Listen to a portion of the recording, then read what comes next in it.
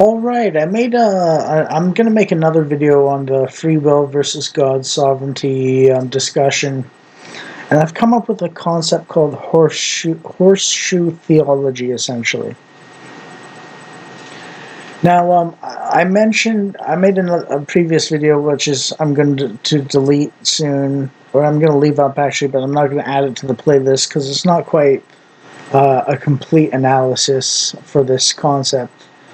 But as you can see, there's a horseshoe, and the bottom of the horseshoe, let's say, is the bottom falling out from under you, essentially.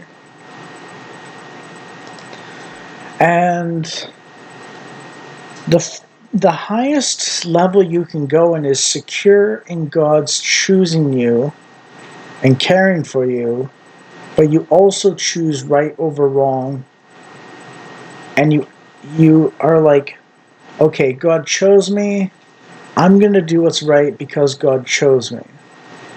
So you act like it in humility. Right? You're not, and that's why you don't get chosen for your own righteousness. You get chosen for God to develop your righteousness in you from Him, not your righteousness.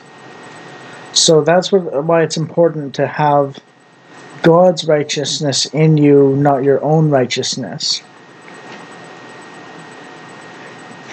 And that's like the high point.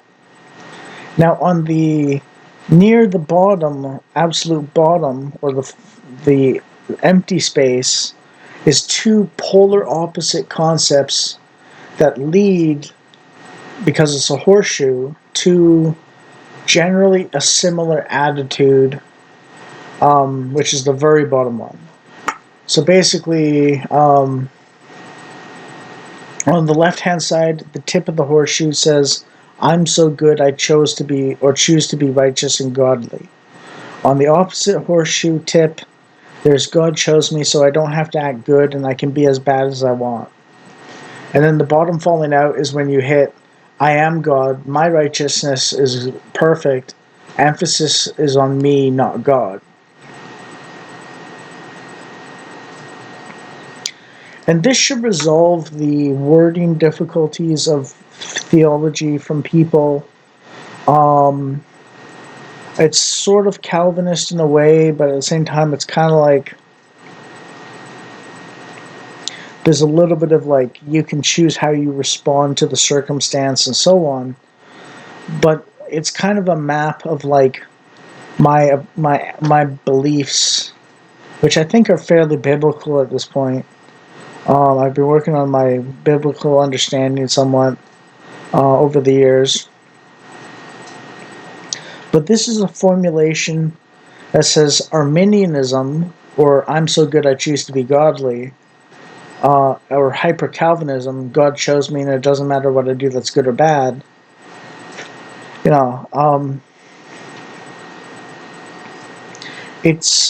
I think Calvinism has the best approach to wording it, but it's not a perfect wording.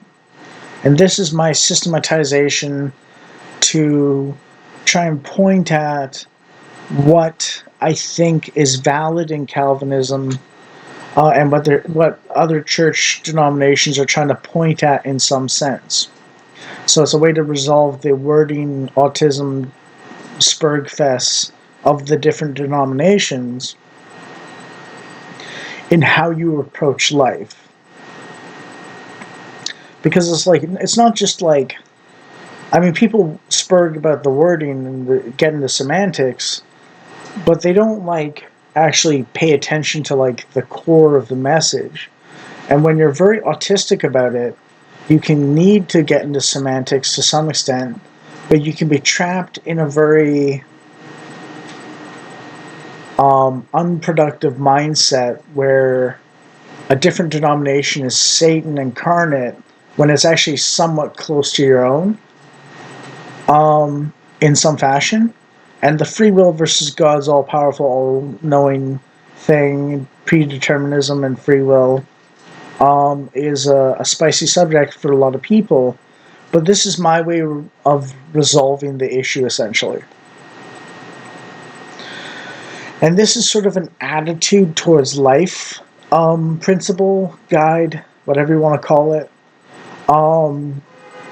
where there's two different polar opposites that kind of meet in the middle a little bit, and they're kind of like, they're self-centered as opposed to God-centered. And then there's like the completely secular materialist, particularly leftist progressive socialist, the pride movement of LGBT at the very bottom. And the others are not much better, but they're only slightly better, but you've probably flipped between them or descend into the very bottom routinely and easily if you don't negotiate properly the top view and so on. And there's a couple scripture sets to back this up, which is the whole like, where sin exists, grace abounds all the more. But shall we say we shall sin so that grace may grow? Absolutely not, for we are dead to sin, and so on. And then also like the scripture of, for God so loved the world, he gave his only son,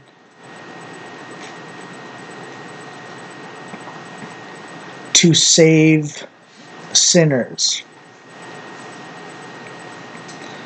And I think this formulation, conceptual structure, framework will basically allow people to go, okay, yeah, that makes kind of sense in a sense. Like, even if they're different denominations, they may word things slightly differently, and so on.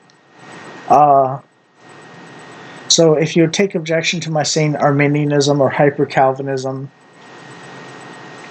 I'm basically saying, like, look, if you boil it down to the caricature at least, then this is an accurate representation of those two things and the effect they bring versus the proper stance with God.